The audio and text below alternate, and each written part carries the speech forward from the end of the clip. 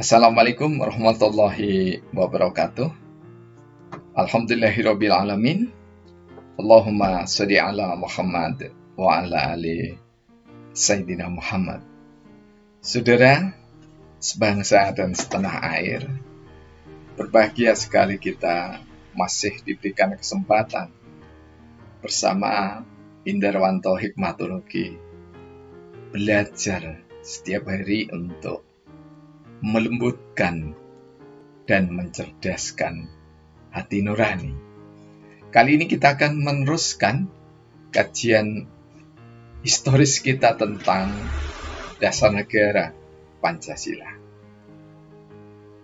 Simpul kajian berdasarkan telaah sejarah yang kita ambil dari sumber utama, salah satunya adalah karya Muhammad Yamin, naskah persiapan Undang-Undang Dasar 1945. Kemudian bagi saudara-saudara kita atau mahasiswa yang sekarang lagi studi dan menempuh materi Pancasila, jika naskah persiapan mungkin terlalu tebal karena 3 jilid yang kurang lebih 3.000 lembar, maka mahasiswa bisa, saudara-saudara sebangsa bisa menelusuri karya yang sangat istimewa dari seorang muda Yudi Latif, Negara Paripurna. Nah, baik, marilah kita telusuri simpul kajian kita dengan syair sabdana. Pada urutan ke 11.988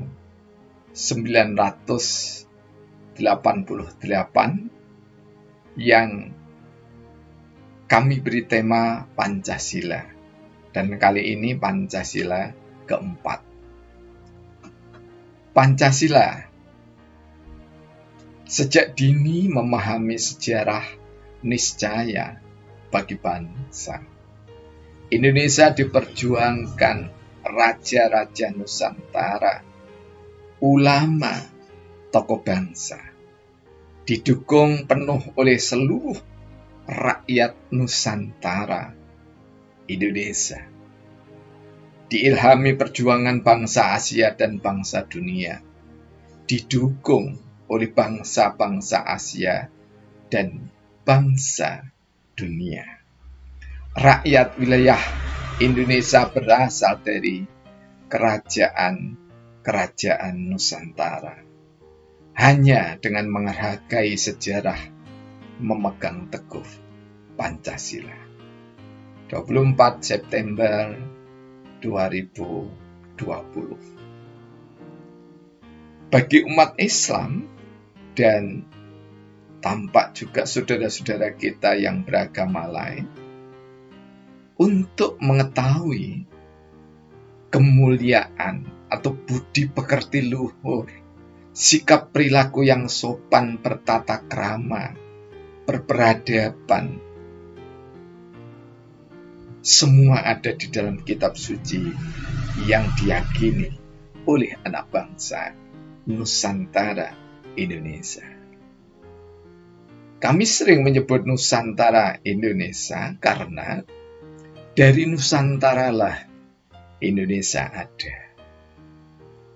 Nusantara itu bisa disebut Nusa adalah benua dan antara dipisahkan oleh samudra. Nusantara juga bisa kita maknai negara di antara samudra-samudra atau negara-negara yang ada di antara samudra-samudra. Nah, umat Islam disadarkan bukan sekedar setiap hari, namun setiap sholat. Disadarkan dengan kalimat siratal ladzina an'amta 'alaihim ghairil maghdubi 'alaihim waladdallin. Kalimat ini dalam perspektif hikmatologi adalah induk sejarah peradaban kebangsaan manusia. Kita akan tahu kebajikan manakala kita membaca sejarah. Dan kebajikan itu diajarkan terus-menerus oleh nenek moyang bangsa-bangsa dunia. Dan kita juga akan tahu apapun tentang kejelekan. Karena kita juga diajari untuk mengetahui segala keburukan. Nah, oleh sebab itu, pada syair sabdana ini kami mengatakan sejak dini memahami sejarah niscaya bagi bangsa. Anak-anak kecil kita yang memeluk agama Islam diajari Al-Fatihah. Marilah orang tua menanamkan satu kesadaran bahwa di antara ayat Al-Fatihah itu di penghujungnya adalah membelajarkan sejarah peradaban manusia. Dan kita tidak pernah sendirian hidup ini. Terbukti bahwa badan persiapan usaha-usaha kemerdekaan itu bukan bangsa Indonesia yang mendirikan, bukan pribumi yang mendirikan, tetapi seorang tentara Jepang, Kumagichi Harada, yang menjadi pelopor berdirinya BPUK. Sidang pertama sampai kedua diikuti 60 orang lebih, 60 anggota biasa, kemudian 6 anggota tambahan, dan 7 anggota istimewa. Kalau kita cermati, seluruh anggota BPK sangat beragam. Bukan kebetulan jika A.R. Baswedan ditempatkan yang pertama. Ada A.R. Baswedan hingga sampai dengan tokoh-tokoh bangsa yang lainnya. Di dalamnya ada suku bangsa Tionghoa dan juga ada suku bangsa Jepang atau bangsa Jepang. Apa maknanya ini? Bahwa Indonesia merdeka didukung oleh suku bangsa dunia. Karena itu menjadi nista ketika di era reformasi kita mencela sesama anak bangsa tanpa sadar pada sejarah. Apalagi jika kita melecehkan kerajaan Nusantara, sungguh sangat nista. Indonesia diperjuangkan oleh raja-raja Nusantara, ulama dan tokoh bangsa, didukung penuh oleh rakyat Nusantara, oleh rakyat Indonesia yang dipelopori dengan Sumpah Pemuda, dan diilhami juga atas kemenangan bangsa-bangsa Asia terhadap bangsa Eropa. Rakyat wilayah Indonesia berasal dari kerajaan-kerajaan Nusantara, di mana raja-rajanya, meskipun harus diakui raja-raja dahulu satu dengan yang lainnya, tidak selalu rukun karena berebut wilayah. Namun ketika ada panggilan Sumpah Pemuda, satu bangsa, satu bahasa yang dijunjung, yakni Indonesia, maka kerajaan-kerajaan direlakan, diikhlaskan untuk mendukung Indonesia merdeka, Indonesia tercinta. Hanya dengan menghargai sejarah, maka orang akan memegang teguh Pancasila.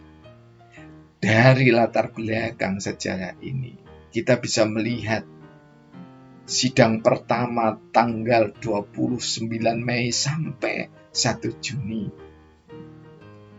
khusus berbicara tentang dasar negara. Kemudian sidang kedua tanggal 10 sampai 17 Juni khusus panitia persiapan kemerdekaan Indonesia melakukan sidang untuk merumuskan Undang-Undang Dasar Negara Republik Indonesia tahun 1945. Sekelumit latar sejarah ini harus mampu menggugah nurani kita yang paling dalam. Jika kita menghargai ulama, jika kita menghargai tokoh-tokoh nasional bangsa Indonesia, jika kita menghargai pendiri Negara Kesatuan Republik Indonesia, maka kita tidak pernah akan terbersit, apalagi sempat bertutur, bahkan sempat mempropagandakan tentang Pancasila untuk diganti dengan yang lainnya.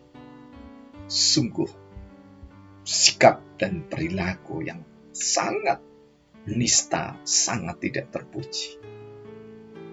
Oleh sebab itu,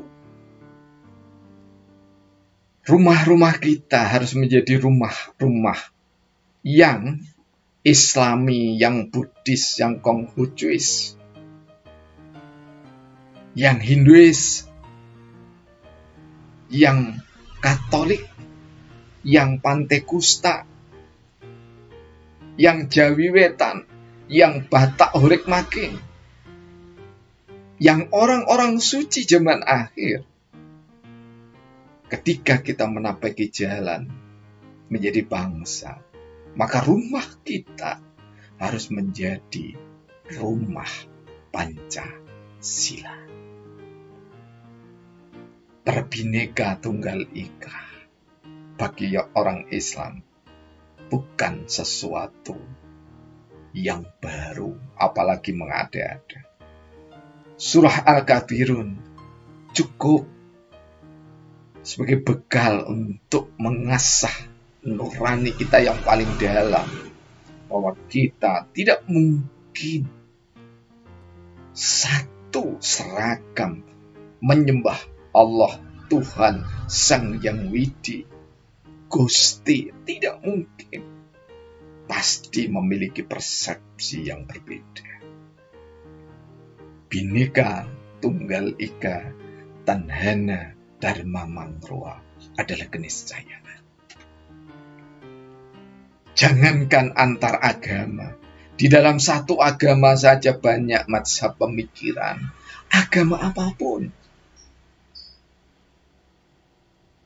Gereja beragam, kelenteng beragam, vihara beragam, pura beragam, masjid pun beragam. Semua menandakan Kebhinneka Tunggal Ika. Keragaman, dan keragaman itu adalah sunatullah, hukumnya Allah. Hal ini pernah kita bicarakan secara khusus di dalam latar belakang kajian bangsa-bangsa. Surah ke-49 Al-Hujurat ayat 13. Nah, pemirsa sebangsa dan setanah air, mari kita teguhkan hati, mempelajari sejarah dengan ilmu sejarah berdasarkan keyakinan kita masing-masing, dan kita yakini bahwa setiap anak bangsa memiliki perbedaan, namun setiap anak bangsa ada satu kesamaan. Kita kerucutkan kesamaannya, dan perbedaannya justru kita pakai untuk mengeratkan tali bersaudara sebangsa dan setanah air. Billahi taufiq wal hidayah. Wassalamualaikum warahmatullahi wabarakatuh.